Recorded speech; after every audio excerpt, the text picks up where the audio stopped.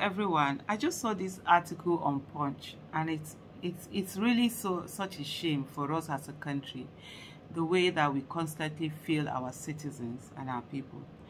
The title of this article says, "Dying by the Dozens, Ogun Communities Perilous Quest for Clean Water Across Benin Republic Borders." The other time also there was an article where they talked about, some Nigerians who had to go to Niger Republic to be able to fetch water. Here we have people who are crossing border just for them to be able to get clean water. And then we call ourselves giants of Africa. We've dehumanized ourselves, dehumanized our citizens, turned ourselves into slaves, both in our country and also outside the country.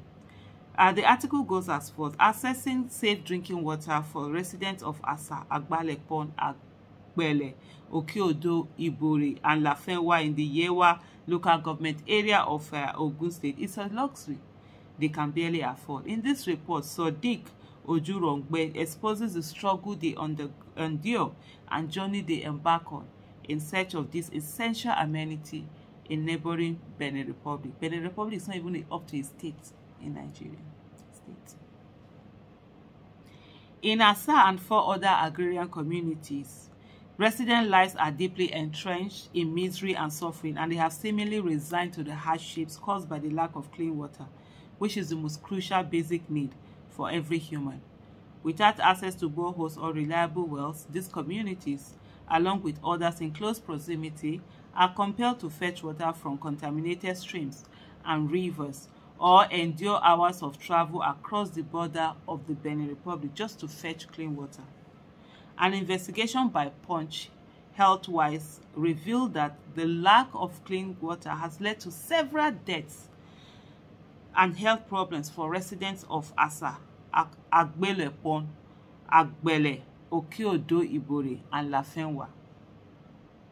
It was gathered that they had for years suffered from gastrointestinal diseases and skin infections, among other debilitating illnesses. It was observed that this situation has driven many to toe the religious route by turning to prayer and hoping for a miracle that will bring them water. Every 4 years, this miracle comes, which is election, and yet people cannot connect them. We have religious rulers who are conniving with the political rulers, constantly telling us that, oh, it's prayers that we do. The biggest miracle that God gave us is between our skulls, our brain. That's where the biggest miracle is. But we refuse to use it in Nigeria. We rather abdicate our responsibilities and keep praying. However, as it stands, their lives remain entrenched in hardship and uncertainty. Punch Healthwise learned that the search for potable water, which takes residents to the Benin Republic, always comes at a costly price, death in the hands of criminal elements. David Adenusi claimed that his first son, Solomon, became a casualty during one of the desperate journeys to obtain clean water, as he was killed by suspected herdsmen on a rampage. Recall that Asa was one of the agrarian communities with several reported cases of herdsmen attack between 2020 and 2022. And many of us see all of these agrarian communities are under attack by these herdsmen being killed. And we wonder why food are very expensive in Nigeria. Food will be expensive because the people who are farming are being killed one after the other. I mean, food insecurity, it's worse than any form of insecurity. It's worse. It slowly kills, and that's where we are currently in our country. Recalling what happened, Adewusi said in June 2021, Solomon ventured out with a group of friends to fetch water from a borehole in Owode, a neighboring village located in the Benin Republic, when armed men suspected to be herders attacked them. While Solomon's friends managed to escape, he was hacked to death. Same borehole that Peter Obi has been doing recently around, that people are attacking and doing this thing. We have government officials, they cannot provide, government cannot provide drinking water for its people.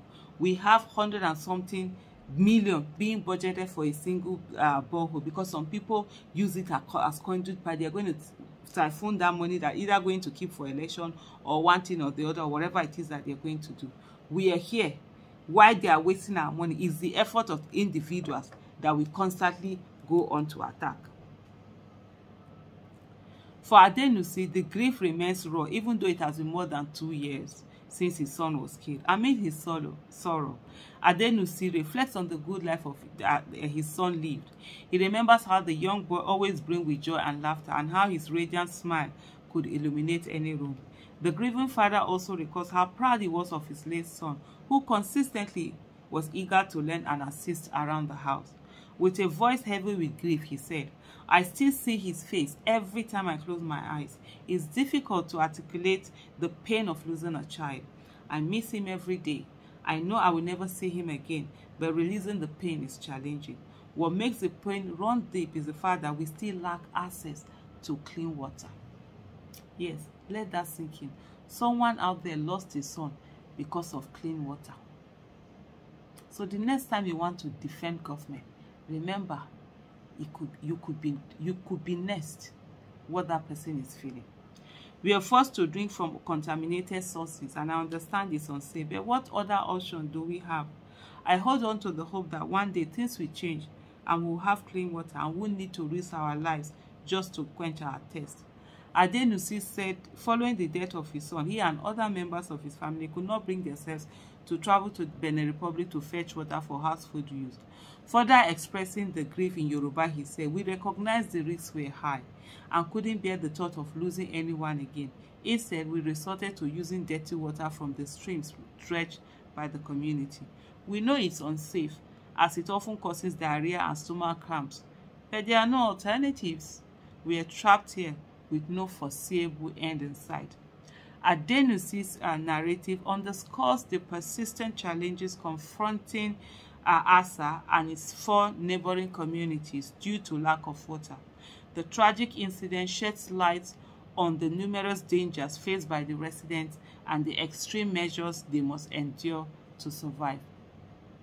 While engaging with over 30 residents from the affected communities, including community leaders, it became apparent that many end up nursing illnesses after consuming contaminated water, which is what they have access to.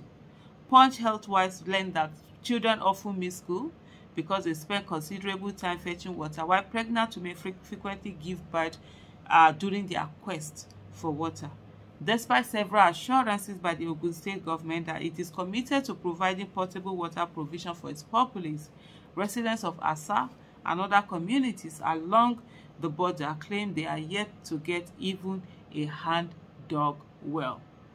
They lament being trapped in a cycle of poverty and ill health and deprived of access to clean water and other basic amenities. The residents say they have appealed to the state government for help, yet nothing has been done. They express feeling abandoned and forgotten and left to fend for themselves at the time when economic hardship was biting hard. The article continues, it's really quite long. But you see this place that they have not been able to take potable water to. Guess what? During election, they take ballot boxes there. And they do all sorts of magic at the expense of the people. And at the end of the day, every one of us suffers.